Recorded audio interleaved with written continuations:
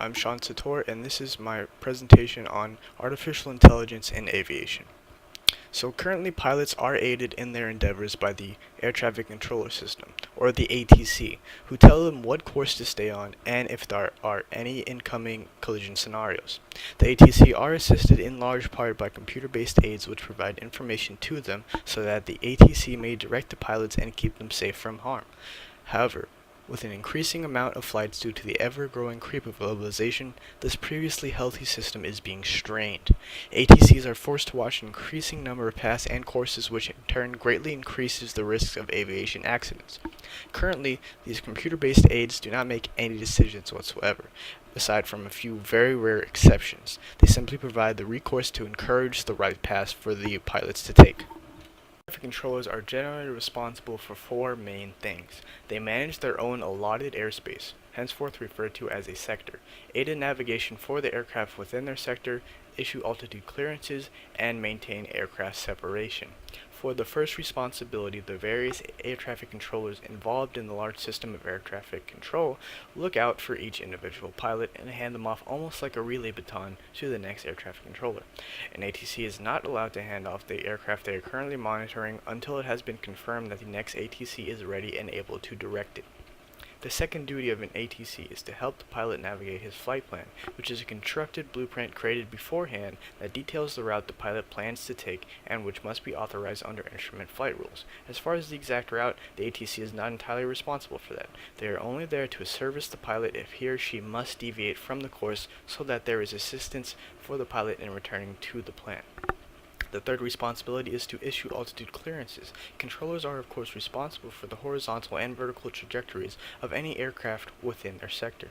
Thus, in order for a pilot to ascend or descend, they must first receive clearance to do so in order to maintain safe distance from any other aircraft. The fourth responsibility, of course, is maintaining proper aircraft separation. This is sort of an amalgamation of the previous three duties, so it's quite self-explanatory. Why is ATC automation so difficult? Well, it is quite apparent already that there are a myriad of factors involved in landing a single plane. Wind velocity, turbulence, and general weather conditions, current space or available landing strips, altitude clearances, and so forth complicate the airport approach for a single pilot. When we add in another pilot, and another, the problem's difficulty blooms exponentially. Being able to compute the various permutations required to instruct each aircraft within the system so that none collide requires an enormous amount of power. It can be done, but doing it in real time so that the information is useful is another matter entirely. Nonetheless, perhaps such complete automation may not be required.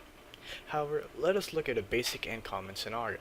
Suppose two airplanes are on a course which will cause them to violate the standards of aviation, resulting in the imminent probability of their collision. The ATCs responsible might try relying upon their computer aids for assistance, but the following will greatly complicate matters.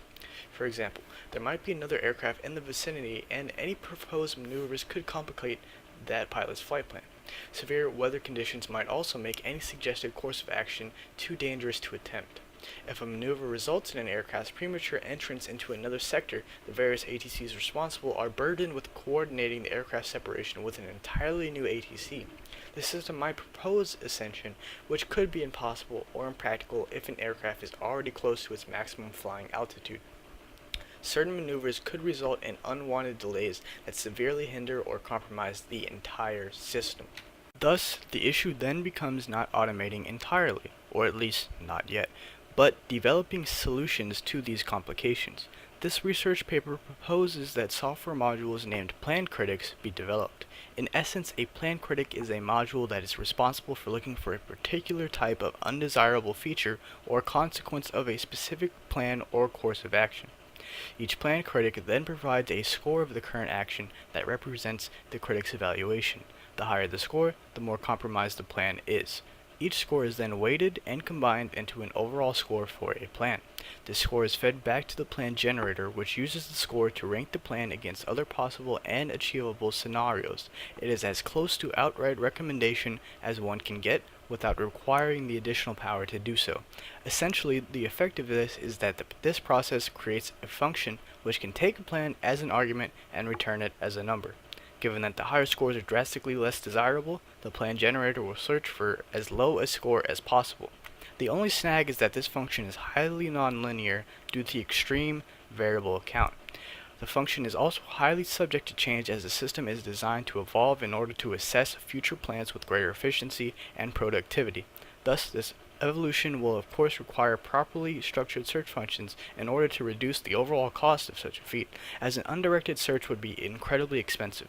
This is because AI systems generally require the creation of an efficient search algorithm.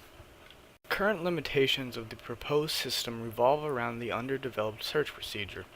At the moment, the planned critics do not properly seek alternatives and often discard possible maneuvers without fully considering the ramifications. Instead, the system awards the scenario a high score and moves on. A proper ranking system and better search procedure would help alleviate this issue. There is also a limited number of planning and execution functions, constraining the possible action list to an unsightly small amount.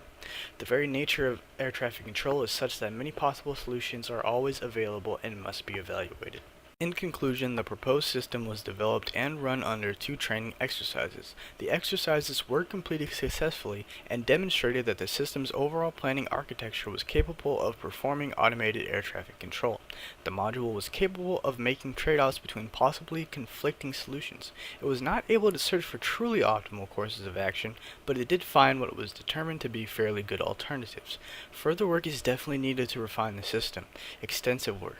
In particular, a deeper and more sophisticated search procedure, and a more efficient evaluation process.